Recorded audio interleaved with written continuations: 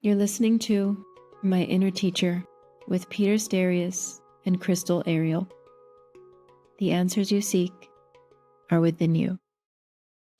Laura, it's such a pleasure to have you here. And as I was mentioning before we started, I have this connection, long-standing connection with James Bailey since yoga began practically in my life. And he just spoke so highly of you. So thank you for showing up and being a part of our show. The show is about this concept of inner teacher. And what I've learned through yoga, basically using yoga as a medium, is this awareness that things happen and choices we make to things happening have many influences. And the most consistent one in my life has been when I find some silence and some stillness and I just listen internally in a way. And this process of listening to a voice that is elusive, because there are many voices. It's kind of crowded in a busy man or a busy person's head sometimes. So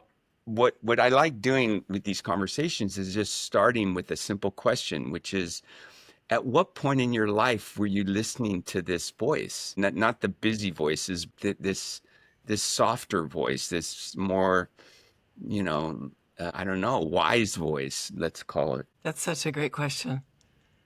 It's such a great question. It's such a great hook, too. Now it makes me want to go watch and listen to all of your podcasts, all of the episodes. I want to hear what everyone else had to say. Well, ironically, we haven't interviewed that many yogis. It's been a lot of other. Yeah, we have. We've got a lot of yoga teachers. Well, we've say half, and I say a lot. Half but the other half is just this kaleidoscope of crafts and people's experiences. Yeah. So yeah, I like starting with this question because it's so valid and also so unique. It's so valid and it's so unique, and it really is the question, right, of yoga and of the Vedic wisdom. I love the question, and I feel a little embarrassed because I wonder, is this true? But I just feel like I've been listening to it for a long time. I think, as the oldest in my family, I come from a family of 5 children, and my mother had 5 children in 7 years, so it was a little crowded at a certain point. But I was there first, which means I was alone for a little while. And I think I just was left alone to entertain myself as a child. And I think that means you're listening. I also grew up on the shores of Lake Michigan, just a couple blocks away from the lake, and used to spend a lot of time there in the northern suburbs of Chicago. And it's cold there in the winter, and it's wet there in the spring, and it's hot in the summer, and it's beautiful in the autumn. And we would just go every season. I would go down there every season. And I remember really just sitting at a very, very young age and staring at the lake and watching the waves and watching the changing sky. And then at night, lying on the grass with my father and looking up at the stars. And I think all of those experiences of being in nature quietly are ways of listening, right? Listening to the inner, it's this feeling of being one with that, right? Being one with nature. You don't have the words for it maybe as a child, but boy, it is a really beautiful experience. Yeah. So that's probably my answer. As a child, you just stumble into it, I think. Yeah. And then in my experience of it, you have this awareness. You don't know that other people don't have it until you get to be an adult. And then for me, when I started to realize that other people don't think like I think, Uh-huh. So why am I different?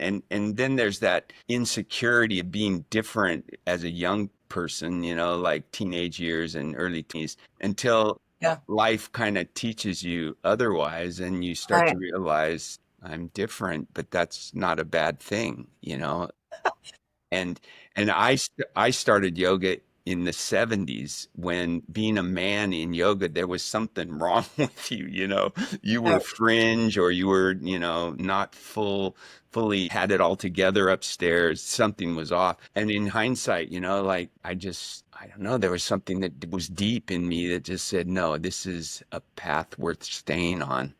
Yeah.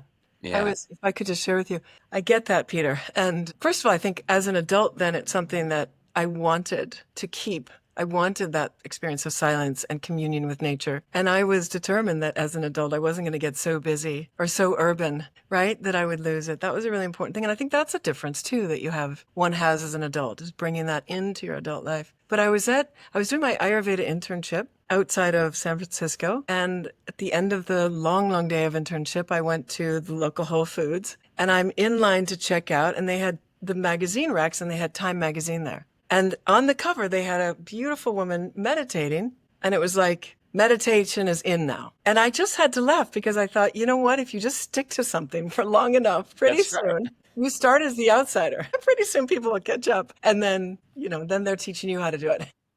Yeah, exactly. And if you're alive long enough, you fall out of fashion once again. But if you're listening to the inner stillness and the inner silence, then it doesn't matter, right? No, it doesn't matter. That's exactly it. Yeah. Were you always drawn to food or like how did you end up in Ayurveda? Yeah, it's a great question. I think I mainly ended up in Ayurveda because I loved that relationship with nature so much. Also growing up in the northern Midwest, there was the word Chicago. Again, grew up outside of the city. That word Chicago is a Native American and indigenous name. It's a word that means the smelly onion. Anybody who's familiar with the political satire journal, The Onion, it's named for that. But I was really, really drawn to, like a book like Black Elk Speaks, which a lot of us read maybe as teenagers. But I was really drawn to how these people lived, and they lived close to nature. And I really just wanted to study that in many ways. I read a book when I was 16 called The Sugar Blues about the harm of sugar, not only on our bodies, but on our society and cultures, because it is the cause of the slave trade. And so I was then the Diet for Small Planet came out, and I really wanted to learn more about not just how food affects us individually, but how it affects us in our communities, in our regions, as societies, those relationships with food, how it affects the environment. I heard about the cutting down of the rainforest because they wanted to graze cattle, and I stopped eating meat. I thought, I'm not going to contribute to that. I was a teenager. I was at that age where everything was like so important and passionate. And then I started doing yoga, like you, Peter. I started not quite in the 70s. I think it was the early 80s. And, from yoga, you start to hear about things like Ayurveda. Picked up Dr. Ladd's book, picked up Dr. Frawley's book, and I was just in. I just knew this is why I'm alive. This is what I'm here for. That's all I wanted to do. I want to teach people that you are nature, and you think about it like everything is beautiful. It's not just you are nature, like knock, knock, your nature. Think about the most beautiful place you've ever been. You are that. Think about the most bountiful aspects of nature. You are that. Think about the might and majesty, let's say, of a mountainous region. You are that. So it's such a beautiful invitation to the glory of life itself. Yeah. And you are also all the dry, dead looking areas are in, like the cracked. You are also that too. And it's the beauty of accepting. Yeah. Yes, that's what I love about Ayurveda is how everything has a dosha. Everything has a dosha. It's like a dosha within a dosha within a dosha within a dosha. It can get a little bit intense, though. Did you ever find it overwhelming learning about it? Yeah, I would say I'm sorry if it feels intense to people, and I think it can sometimes feel overwhelming. I like to remind people that it's based on these 5 elements, and that's simple. We can know for ourselves what space feels like, what air feels like, what wind feels like, fire, water, earth, very knowable sciences, these Vedic sciences. We can know them with our own 5 senses. And yet, it's also the original personal medicine. Personalized medicine comes from Ayurveda. We treat each individual individually. And so there's 7+ billion people on the planet. That means there's 7 billion+ potential protocols. That's complex. And that's how complex it is. And so I think you made a really beautiful, insightful comment there that there are sort of doshas within doshas, and everything has a dosha. But we can find what is the primary dosha, how are you feeling today, how are you feeling these days, and then we can address that. So it can be simple, but I don't want to oversimplify it. Right. Well, that sounds just like yoga to me. Like yoga is a complex, vast body of knowledge, and ultimately absorption of this intelligence into our own living experience. A lot of it has to do with intuition. And this is maybe the foundation of our podcast, this idea of inner teacher. And I read something recently, as in the last 5 years, that the practice of Ayurvedic medicine is also, you have rules, but ultimately it comes down to a lot of intuition. Like as the therapist, you are reading pulses or reading body structure. There's so many influences. Ultimately, it comes down to, would you agree with this, that it comes down to your unique perspective on what all these factors bring to your treatment room? I love that comment that in terms of relationship, a person can only meet you as deeply as they've met themselves. Right. And that a consult is a relationship. And so, yes, I think the deeper one has met themselves, the more one meditates, the more one has these experiences of nature, the more one brings that dharana, that single pointed concentration, to observing nature, the more you can bring, and we can call it intuitive. It's sort of more of a vast experience of life that you're able to bring to the consult. Absolutely. We were talking about Dr. Lad a little earlier. I mean, just think about how many pulses he's felt. No, seriously. It's a vast bank of knowledge within him. Yeah. Yeah. How many tongues you've seen? How many irises you've looked at? Right. Yeah.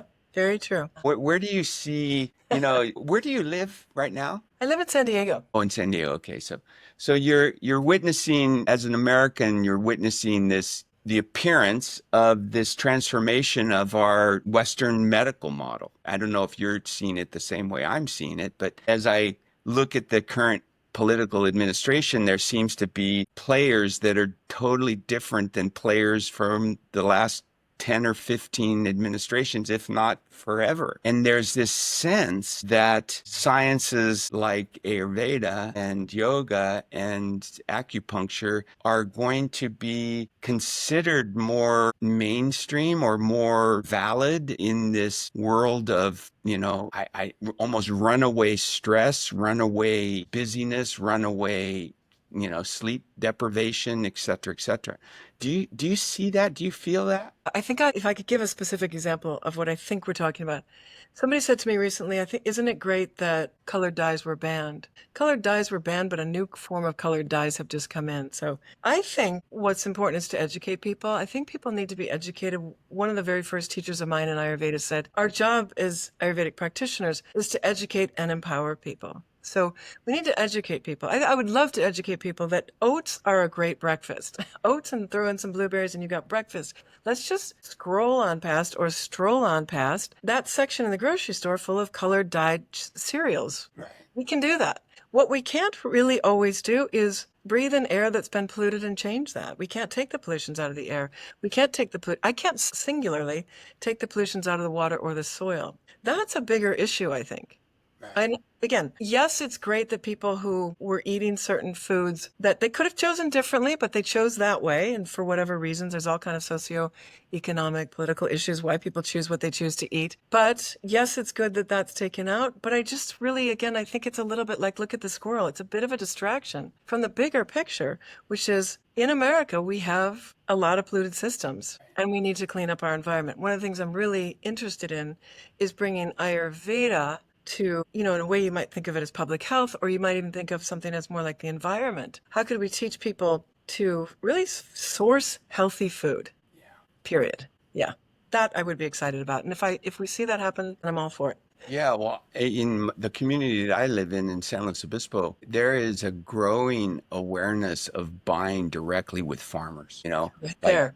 Just shortcutting the whole food processing and food distribution channels. And I think that's fantastic. I do too. Yeah. And you're right there. I hope everybody knows what San Luis Obispo is right. He's just right in the middle of farmland. Yeah. I didn't know that. Yeah, we're surrounded by farms, and Salinas Valley is just a little bit to the north. Central Valley is a little bit to the east. But this consciousness just I sit on the board of one of our local food co-ops. And so I see these shifts in people's, like 5 years ago, maybe pre-pandemic, the people that came into the food co-op were kind of, 60s refugees and a bunch of young people, but now it's like the parking lot is filled with Teslas and, Mercedes Benz and stuff. It's like there's a shift, there's an awareness shift. Yeah. And that to me is hopeful. Like I generally am a hopeful person. And Yeah, and I love that. And I would, in terms of my hopefulness, it would be that I really feel that health is our birthright. Nature is our mother, and that everybody should have access to good, healthy food that's grown in nature. So I love it that more people of the mainstream are coming there, but I also hope that people with a beat up Volkswagen can also come, right? that's the Everybody key. has access. That's what I would love to see. And we've done a lot of work here in San Diego to try to, educate people or extend access to that kind of food, farms and organic foods.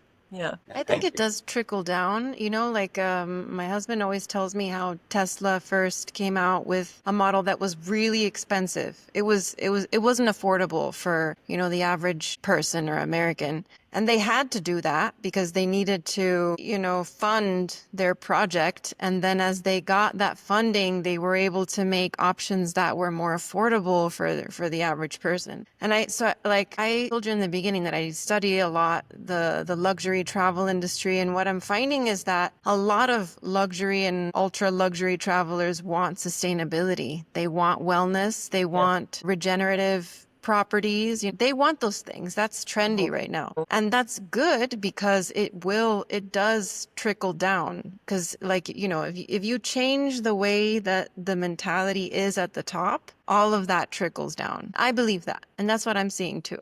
Yeah, I think that's one thing that Musk did with Tesla, which was brilliant. Hey, quick note. Peter's Inner Teacher Academy is launching soon. If this is resonating with you, head over to innerteacheracademy.com and grab a spot on the waitlist. These trainings are intimate and space is limited. So if you want to be first in line, tap the link in the description below and sign up. You can also see details about my 2025 retreats at some incredible locations around the world, like Iceland, Austria, California, and New Zealand. Attendance at these trainings will count towards in-person hours for the Inner Teacher Academy. And now let's get back to the magic. Just to sort of take it out of its very narrowly siloed lane and bring it more to a mainstream. Yeah. You asked earlier about food and how I got into food, and I'm not sure I answered that. It wasn't that my blog is called food-alovestory.com. And so somebody recently said, "Oh, Laura, I love food as much as you love food." And I was like, do I love food? It's not that I love food. It's not like I grew up in a big old Italian family or something and it's all about the food.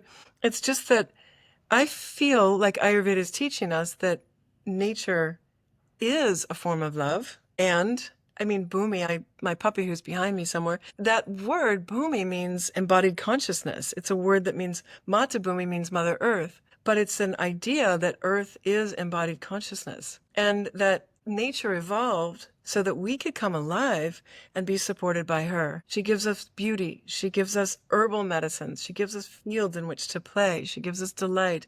And she gives us food 3 times a day. So it felt to me like, first, I really wanted to help people cultivate a healthy relationship with food as a way of cultivating a healthy relationship with nature, natural medicine, the environment, and with their own life and their own life force. The second thing is that because people eat 2 to 3 times a day, it's a great way to meet them where they're doing something, where they doing something all the time. So it's a way to bring Ayurveda to the plate and to their daily life. And then finally, it's a way to help people overcome the confusion, right?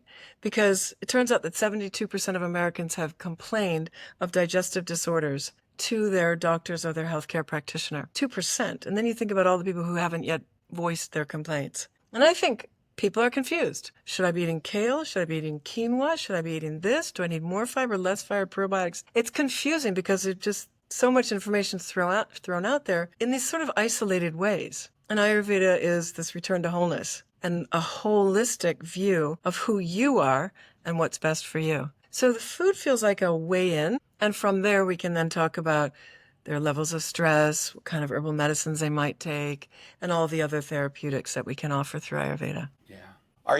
I did a little bit of research I did before this talk. You're also a yoga teacher, right? Do you still teach yoga? I still sort of teach yoga, not much. We had a school, and I stopped teaching in 2018. But Swamiji, who's the head of the Parmarth Niketan ashram in Rishikesh, has asked me to bring forth something he calls Ganga Yoga, which is about helping people create a practice that brings Ganga to the world. In his, Ganga is the Ganges River, but in his idea, he's lived along the Ganges River for 50 years or so, and he believes that Ganga is a force of healing, a force of regeneration, a force of love and compassion for the world. And so I am now working on that. Yeah. I'd love to know, like, what happened 40 years ago that transformed something. Because I was reading that you experienced profound heartbreak and loss, which led you to explore all of these things. Can you talk a little bit about what happened? Yeah. So, yeah, just a lot of loss all at once. I think that's probably the best to say. I just really lost a lot of people died, and I lost where I was living. I lost my job. I lost everything all at once. It all blew up. And it wasn't really my fault, but you know how life can happen. All of a sudden it just brings you into some different way of being. Yeah, it was pretty gut-wrenching. Gutting, really. I felt very empty on the inside. But by then I had started taking yoga classes, and I had also started studying with an elder, an indigenous elder. And those studies is probably what, and then,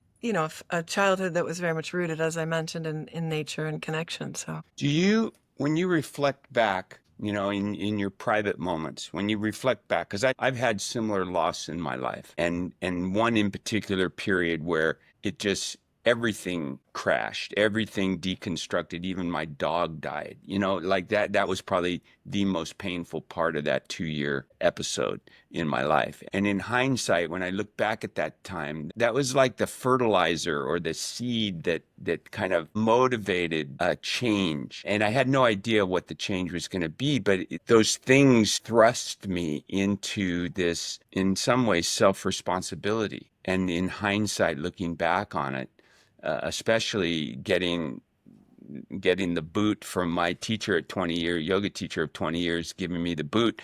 It was the best thing that could have happened to me in that moment, even though it took me 4 or 5 years to figure out this is good. This is better. And well, better's not even the right word. This is destiny. This is how I was supposed to navigate the world, not as a disciple, but as someone that was let's call it self-evolved.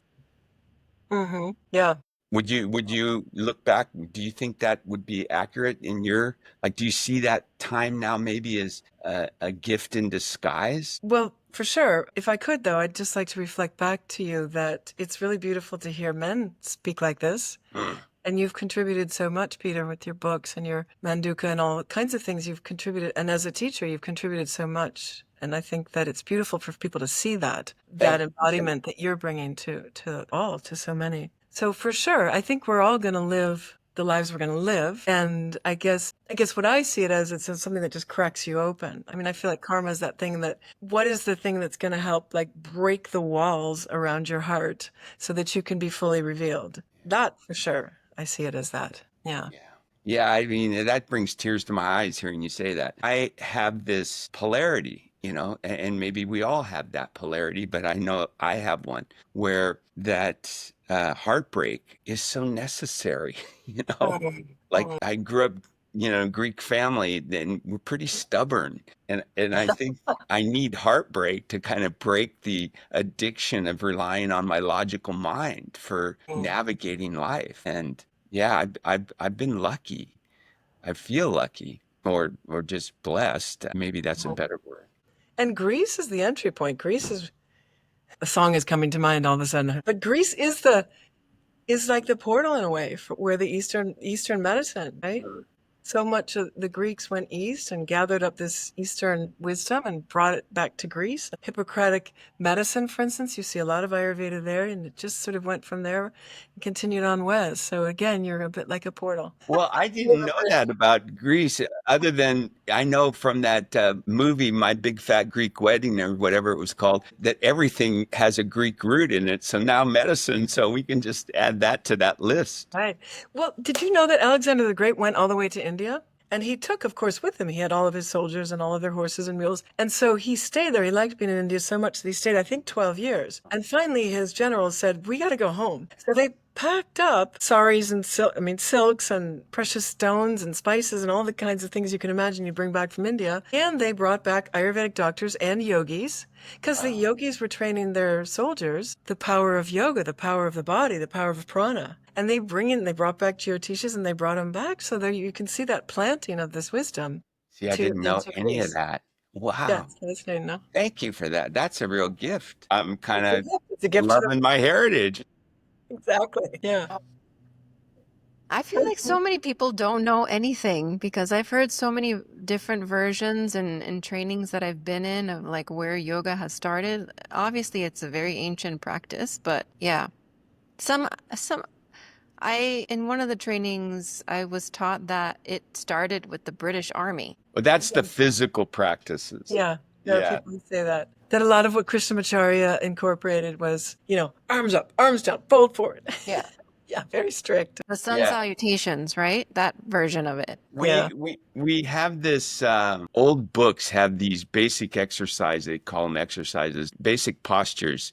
And it wasn't until I think it was when Vivekananda came to the United States in the late 1800s where this overlap of disciplines with fitness and yoga kind of cross-pollinated. And I believe that to be true as well. And now in the West, there's this exaggeration of that, at least in the yoga, so-called yoga schools, of this fascination with extreme shapes. And is it useful? And my own experience, because I did that for years. I did all those extreme shapes in my body. And there's definitely value in those extreme shapes, but the same value you can get just the first time you meet resistance in your body.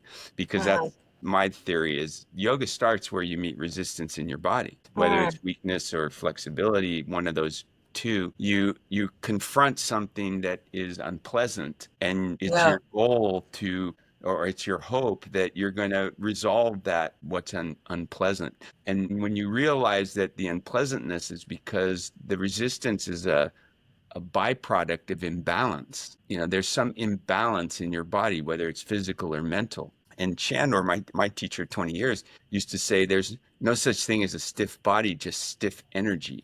And I was stiff, and I hated when he said that because he said, that bullshit. My hamstrings are tight, Yeah, yeah. But he was right.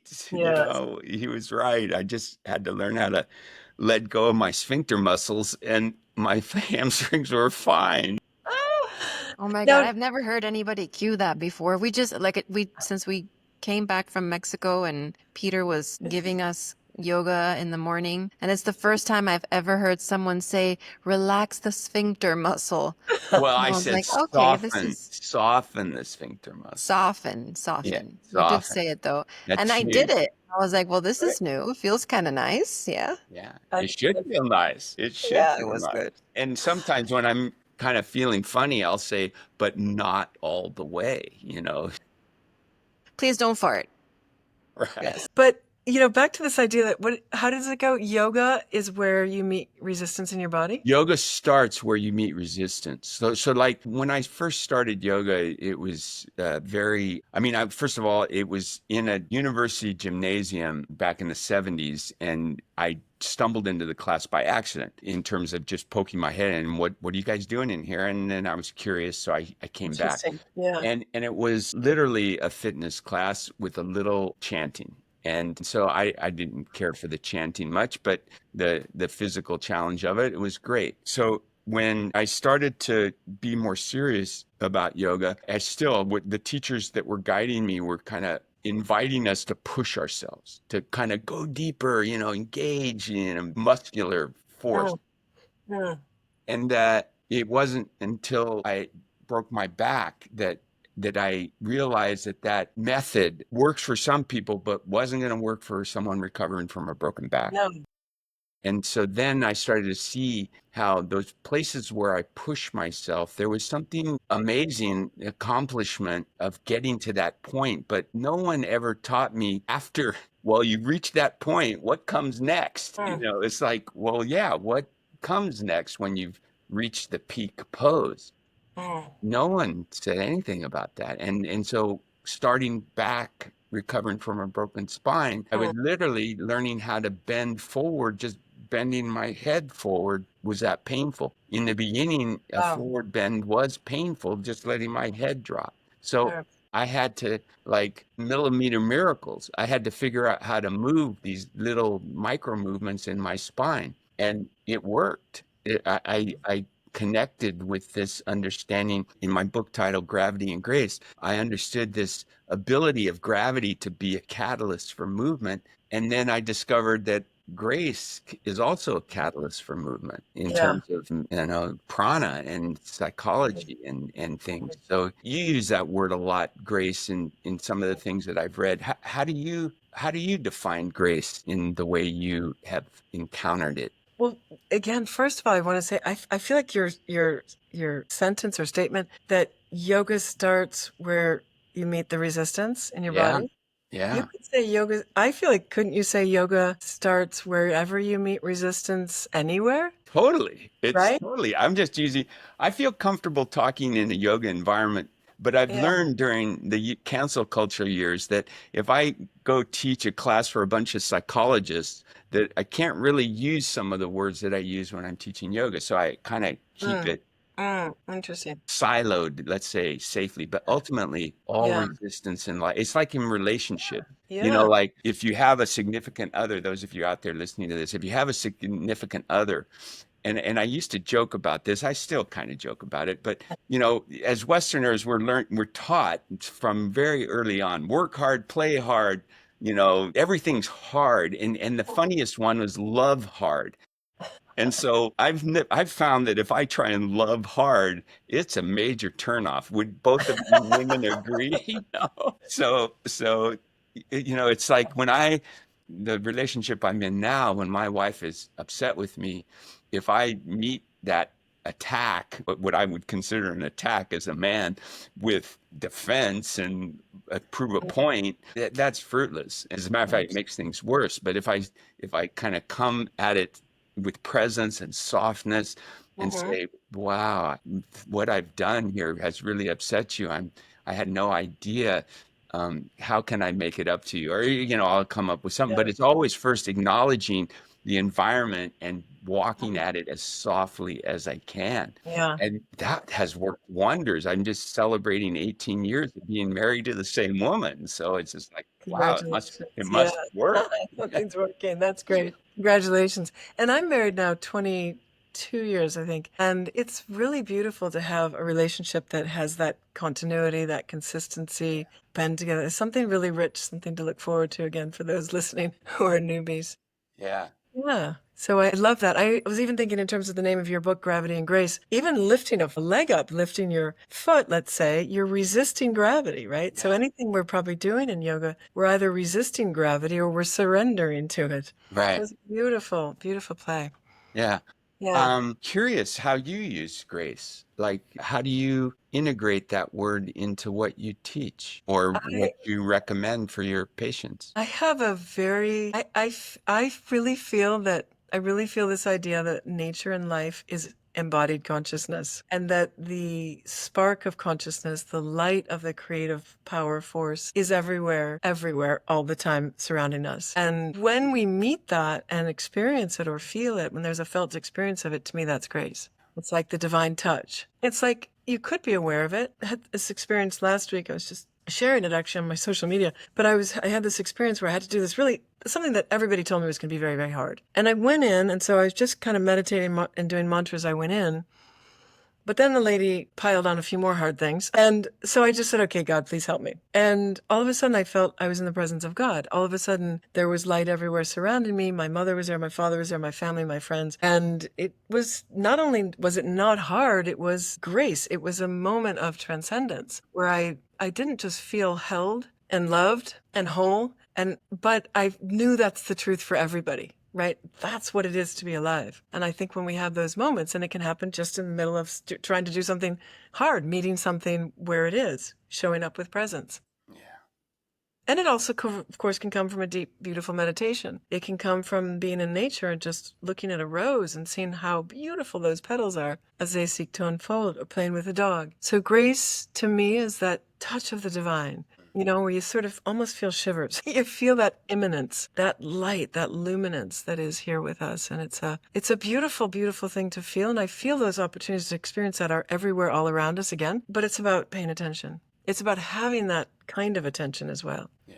Yeah, that's beautiful. Well, you're the one who wrote the book on it. What is that grace for you? Well, grace and gravity are, in my world, similar things. They're both these Nice. invisible forces, you know, and literally before Newton, I think in terms of mainstream, gravity was a mystery, you know, like how is it that we're Yeah. walking on this planet, you know, Yeah. especially those who believed that the planet was flat.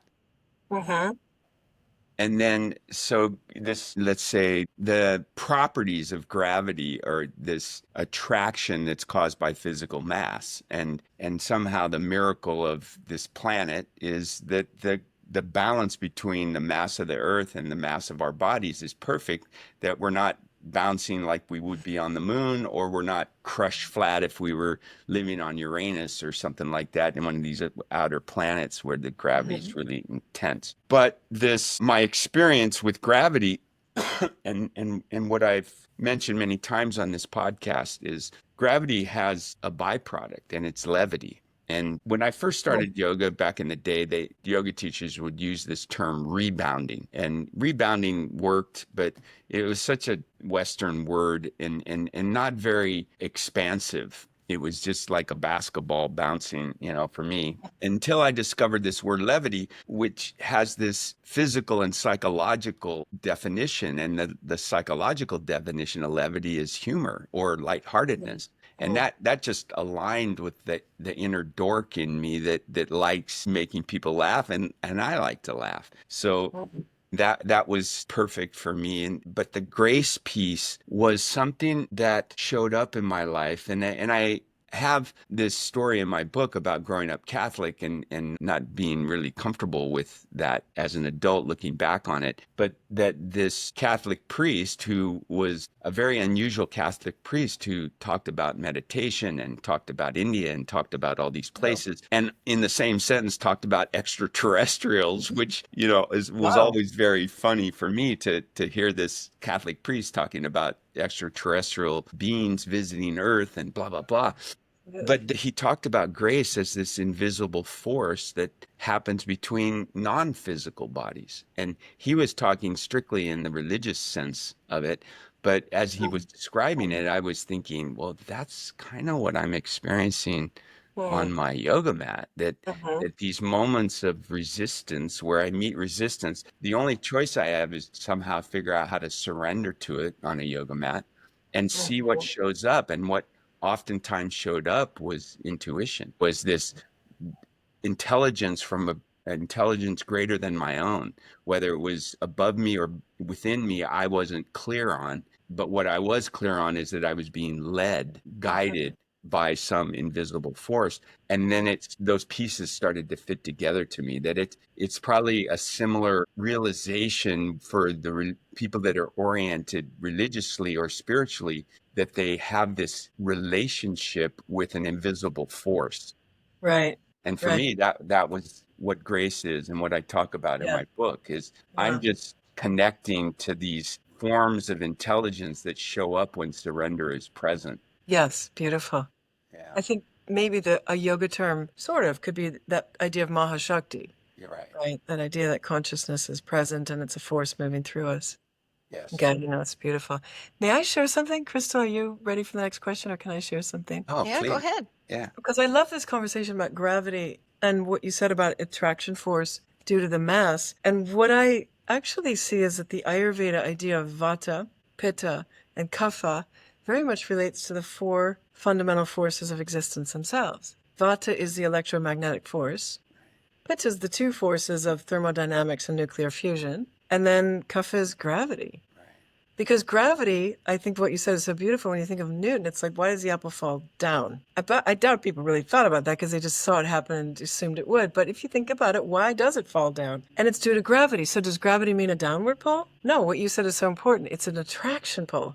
Yes. It's pulling us to the center. It's holding us in place. And that's really what kapha is. That's right. That force of holding, whether it's cuddles or whether it's our structure in our bodies. So I just love.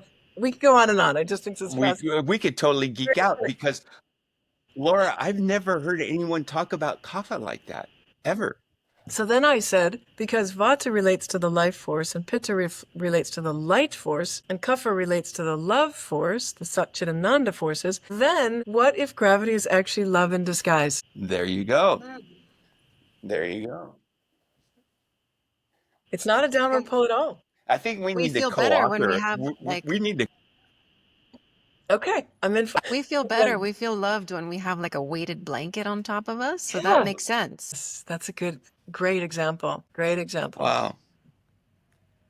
Well, I mean, Crystal, are you at a place where when you hear the two of us talk, you can see some of the differences or even some of the coincidences of this idea in terms of wellness, in terms of how Ayurveda and maybe yoga overlap? Or because do you know a lot about Ayurveda? Yeah, I studied it for a little while. Right. It was really nice while I was studying it. I don't study it anymore. I don't like I've adopted a lot. I keep a lot of the principles with me, but before I was like very like, oh, you can't eat that. Oh, you can't do that. Oh, you need to practice like this. Oh, you need to, and then that just became limiting for me. And I think that's, part of this whole inner teacher is finding what works for you. There's so much out there. And on a previous episode, we were talking about, like whether interacting with beings or seeing things or feeling things, whether it's real or not. I really don't think it matters. If it works for you and the outcome is producing something positive and productive for your life, making you a better person, a better partner, a better friend, a better anything, then, do that. So, but yeah, I did study a lot of it. And I loved how when I first started yoga, it was just asana.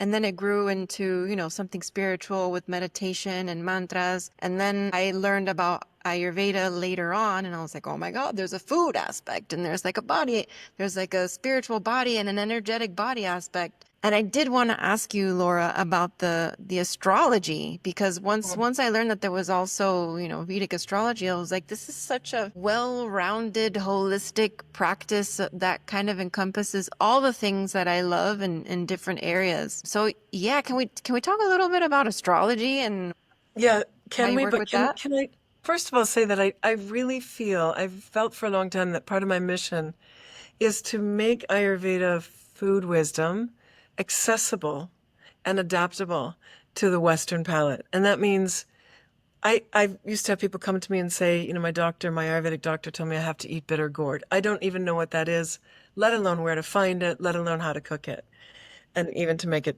taste good because it's very bitter, right? So I really hear what you're saying. I've heard that from a lot of people, and I feel, again, that's so unfortunate because Ayurveda shouldn't be all these laws and rules that are placed upon you, but really, as I mentioned earlier, a way of getting to know yourself better and to really learn what is right for you in terms of how nature can support you. So it's really, to me, about feeling nature's support, accessing nature's support, right? Harnessing and harmonizing yourself with what's going on in nature and then in the world around you. So, yeah.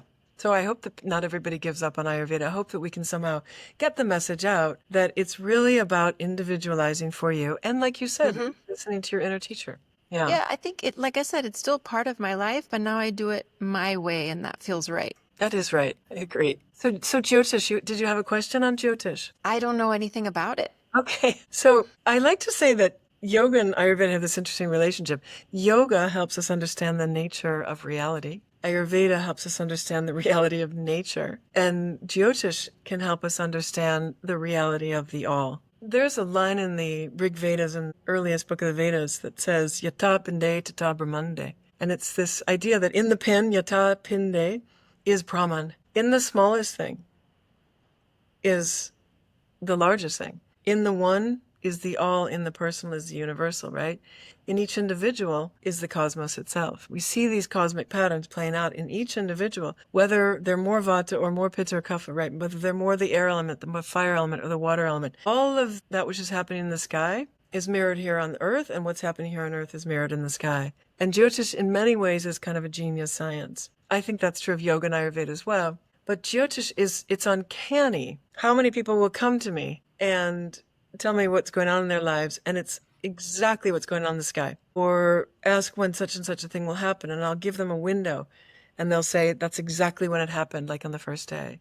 It's a really beautiful way of reading. I also think of Jyotish as an expanded Ayurveda. If Ayurveda is understanding that the nature that surrounds you has 5 elements, and we want to learn how to harness the powers of those elements and harmonize with them. Jyotish is just looking a little further out at a more invisible and more subtle realm, but understanding that these neighbors of ours who are traveling with us around the sun are also influencing us, especially the moon, but also the planets like Saturn, big player, Jupiter, big player. And so Jyotish is a word that means light. Jyoti means light, and Ish is in the word Ganesh or Ishtadevata or Ishvara Pranidan. Ish is sort of the Lord of the divine power. So we're looking at sort of the divine light, and we're understanding how we are all pieces of that light, you might say. We are the Atma, right? The invisible, indivisible, immortal self, come alive to have this human experience so that we can meet our karmas and unfold our dharmas. And that's what Jyotish helps you see. You're the coming alive of a matrix of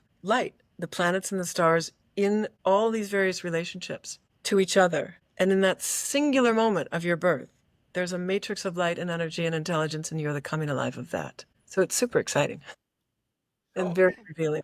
Is that part of the as a Ayurvedic? Are you an Ayurvedic doctor or therapist? I don't know what the title is. Doctor? I'm an Ayurvedic practitioner. Yeah. Practitioner. Is the knowledge of Jyotish a critical part of your diagnosis and your treatment? So it doesn't have to be. Right. But Dr. Lad uses it. Dr. Suhas uses it. Not all of my Ayurvedic doctors, mentors, and teachers do. Right. And some of them wouldn't even really know how to read a chart. Right. But for those of us who do have that understanding, it really gives you a lot more insight into a person, Ayurvedically speaking. And for instance, when people are confused about their dosha, I'll look at their chart and I'll say, have you been confused about your dosha? And they'll say yes, because you can see that, they might be a fire sign rising and they have an air planet in there. And there's just so many different forces. What that does is that gives us a deeper look at the complexity of the person. Yeah. Wow. I've come to a similar place teaching yoga. I realized, Crystal, are we probably getting close to the end here? But We are I getting close. mention this. When I was teaching yoga just using physical body cues, I came to the realization that what I was teaching didn't have the effect that I wanted it to have of the group that was in the class. And what I learned through breaking my back was if I focused my awareness as a teacher teaching yoga, if I cued the subtle body elements, things like the breath and these chakra areas of the body that have physical landmarks that I can reference in my cues, like softening your diaphragm, which is basically opening up this kind of energy of the second and third chakras, or softening the skin below your navel. I started to use these cues that I could teach to a diverse group of people that all shared that subtle body anatomy. And it kind of freed me up as a teacher. And everyone at the end of class was like, wow, I never had that experience before. Wow. No matter if they were Pitta Kapha or Yeah. and for me, it's been really wonderful that it's like self-education like you're talking about, only I'm using it on a yoga mat. I don't know if, this is going to work for your tight hamstrings. Have you checked how tight your sphincter muscles are? But Yeah. it's true. But I think, what is that line that Iyengar said about, he felt that so many people really like yoga because for that short period of time, they're finally paying attention. And they're paying attention to sensations in their body. And they're present. And being present is actually very healing, very whole. That's right. Very comforting in a way. Yeah. And so it sounds like those cues are working in that way. Yeah. Making people more present. Yeah. Yeah.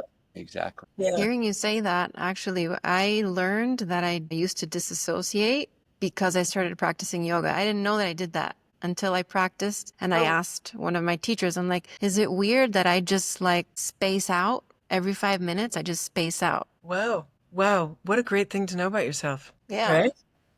And Crystal, now that I've had this in-person experience with you on a yoga mat, that process of disassociation, I think, there's always going to be a piece of it operating in all of us. It's almost like our survival has depended on a certain type of disassociation. And so as a practicing yogi, and what my experience has been is I'm much more sensitive to when that tendency shows up.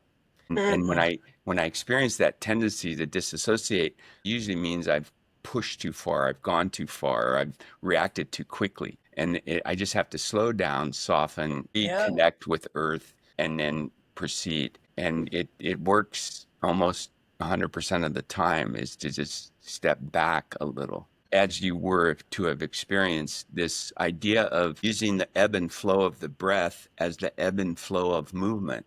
So on the inhale, that's the ebb. You let the expansion of your breath lift you slightly out of a pose. And on the exhale, this flow cycle or softening cycle that allows gravity's influence and your intuition to enter, because you're in softening, to move you. And that really helps you stay present. Yeah. It keeps you from disassociating with every cycle of breath. Yeah. What about you, Crystal? What have you found? Or what have you learned from that? Well, like Peter was saying, once I saw that I did that, I started focusing on catching myself and pulling myself back. It's crazy because, I mean, when I was younger, we used to laugh about it. You know, I would just be like, I think I have some pictures that people took of me, like laughing about it, that, she's spacing out. Like, where did you go? And I would do that a lot. So it's like pulling yourself back. I mean, this is going to open another can of worms that we don't have time for. Yeah. But essentially, it taught me that I do that. And now I know when I'm doing it and how to pull myself back. And initially, it was really hard. It was like, Yeah. The shamans have a sort of idea of that. Anytime well, not anytime, but there's a possibility that when a person has, let's say, there's an accident or traumatic experience, that their soul flies out because it doesn't want to be there. It's the body that gets hurt, right? So it's so beautiful the way they visualize this, is that the soul flies out. When I first experienced a shamanic practitioner, a shamanic experience, the woman said to me afterwards, I see your soul is up a tree and we have to bring it back in. It was really a great visual, right? And from whatever traumatic experience, it just went up there, and it needs to know now it's safe to be back in the body. this is the can of worms I was talking about. Next time. Next time. Exactly. Yes. Well, I'm sure you have a lot of wisdom to share, Crystal. I'd love to hear it too. Laura, Thank I'm you. so glad that James recommended we connect, and you've definitely given me a lot of pleasure talking about parallel worlds that I can't believe we've never met before. But still, it's just a joy to talk with you and to meet you, and maybe we will have another time to do that again. I hope we do, and you as well, Crystal. It's been great to be with you both. Thank you for having me. You're very welcome. Thank you, Laura. That's it for this episode. Be well and stay open to the teacher within. If you've enjoyed our time together, follow or subscribe and stay tuned for upcoming chats you don't want to miss.